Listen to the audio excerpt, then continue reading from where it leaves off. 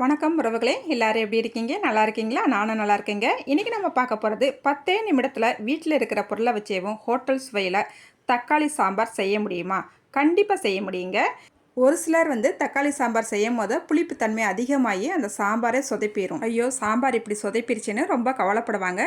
நம்ம இன்னைக்கு எளிய முறையில் ரொம்ப ரொம்ப ஈஸியாகவும் இந்த தக்காளி சாம்பார் செம்ம டேஸ்ட்டாக பண்ணியிருக்கோம். சரி வாங்க, எப்படி செய்யலான்னு வீடியோக்குள்ளே போய் பார்த்துடலாம். இப்போ ஒரு கப்பில் நான் பாசிப்பருப்பு எடுத்துருக்கிறேன். இந்த பாசிப்பருப்பை ஒரு குக்கருக்கு மாற்றிக்கிட்டாச்சு. இப்போ அடுப்பில் வச்சுட்டு இதை வறுத்துக்கலாங்க. நான் இன்றைக்கி எடுத்துருக்கிற பாசிப்பருப்போட அளவு பார்த்திங்கன்னா 100 கிராம் இருக்குங்க.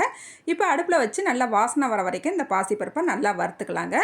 அதுக்கப்புறமா இதை ஒரு பாத்திரத்துக்கு மாற்றிட்டு நல்லா 2-3 தடவை கழுவிட்டு குக்கருக்கு மாற்றிட்டு தேவையான அளவு தண்ணி சேர்த்துட்டு ஒரு 1/4 ஸ்பூனுக்கு மஞ்சத்தூள் சேர்த்துட்டு மூடி வச்சு ஒரு 2 விசிலுக்கு நல்லா வேக விட்டு எடுத்துக்கலாங்க.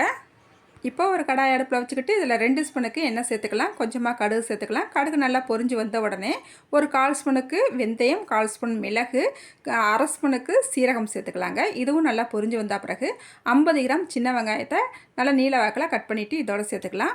ஒரு 4-5 பல் பூண்டையும் இடிச்சிட்டு சேர்த்துக்கலாம். கொஞ்சம் கருவேப்பிலையும் 2 மிளகாவையும் சேர்த்துக்கலாங்க. சேர்த்துட்டு நல்லா எண்ணெயிலையும் இது எல்லாத்தையும் நல்லா வதக்கிக்கலாங்க.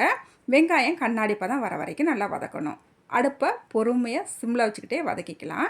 அதுக்கப்புறமா இது கூட வேவும் 6 மீடியம் சைஸ் தக்காளி பழத்தை நல்லா நீல வாக்கில் கட் பண்ணிவிட்டு சேர்த்துக்கலாம். இந்த தக்காளியோட எடை பார்த்திங்கன்னா 1/4 கிலோ அளவு இருக்குங்க. இப்போ குழம்புக்கு தேவையான அளவு உப்பும் சேர்த்துட்டு நல்லா தக்காளியை ஒரு தடவை கலந்து விட்டுட்டு இப்போ நம்ம மூடி வச்சு இந்த தக்காளியை வேக விட்டுறலாம். அப்போ தான் நம்மளுக்கு தக்காளி சீக்கிரமாக நல்லா வெந்து மசிஞ்சு வரும். இடையில நல்லா கலந்து விட்டுக்கணும். இப்போ நம்ம மூடி வச்சு ஒரு 3 நிமிஷத்துக்கு நல்லா வதக்கிக்கிட்டாச்சு. அதுக்கப்புறமா இது கூட வேவும் இப்போ நம்ம மசாலா பொடி சேர்த்துக்கலாங்க. ஒரு 1/4 ஸ்பூனுக்கு மஞ்சத்தூள் சேர்த்துக்கலாம். 1 ஸ்பூனுக்கு சாம்பார் பொடி சேர்த்துக்கலாங்க.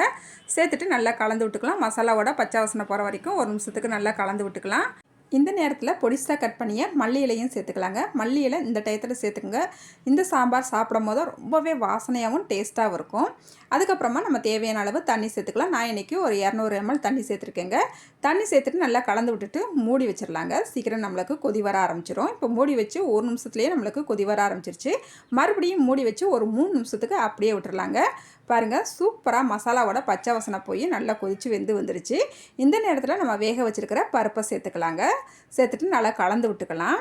இப்போ நீங்கள் உப்பு காரம்லாம் கரெக்டாக இருக்கான்னு ஒரு தடவை செக் பண்ணிக்கோங்க. நம்ம இன்றைக்கி செய்கிற இந்த தக்காளி சாம்பாருக்கு புளி சேர்க்க போகிறது கிடையாதுங்க.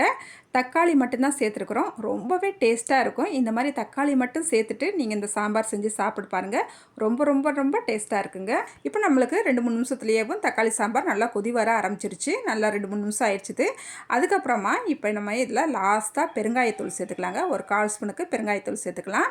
இந்த மாதிரி நம்ம லாஸ்ட்டாக பெருங்காயத்தூள் சேர்த்துட்டு இந்த சாம்பார் செய்யும் போது ரொம்ப ரொம்ப வாசனையாகவும் டேஸ்ட்டாகவும் இருக்குங்க.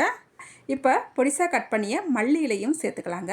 சேர்த்துட்டு நல்லா கலந்து விட்டுட்டு நம்ம பருப்பு சேர்த்து ஒரு 2-3 நிமிஷம் மட்டும் இதை கொதிக்க வச்சா போதும். அடுப்பு ஆஃப் பண்ணிக்கலாங்க. மல்லி இலை சேர்த்தாச்சு, அடுப்பு ஆஃப் பண்ணிக்கலாம். இப்போ நம்மளுக்கு மணக்க தக்காளி சாம்பார் செம்ம டேஸ்ட்டாக ரெடி ஆகிடுச்சுங்க. இட்லி, தோசை, வெண்பொங்கலோடு சாப்பிடும் போது ரொம்ப ரொம்ப ரொம்ப டேஸ்ட்டாக இருக்குங்க. 4 இட்லி சாப்பிட்றவங்க இந்த தக்காளி சாம்பார் செஞ்சு கொடுத்தீங்கன்னா கூட 2 இட்லி கேட்டு வாங்கி சாப்பிடுவாங்க. அந்தளவுக்கு இதோட டேஸ்ட்டு செம்மையாக இருக்கும். நீங்களும் ஒரு முறை இந்த தக்காளி சாம்பாரை இதே அளவுகளோட ட்ரை பண்ணி பாருங்கள். ட்ரை பண்ணிவிட்டு எப்படி இருந்துச்சுன்னு மறக்காமல் கமெண்ட்டில் சொல்லுங்கள். இந்த வீடியோக்கு ஒரு லைக் பண்ணிவிடுங்க. அடுத்த ஒரு வீடியோவில் பார்க்கலாம். பாய்.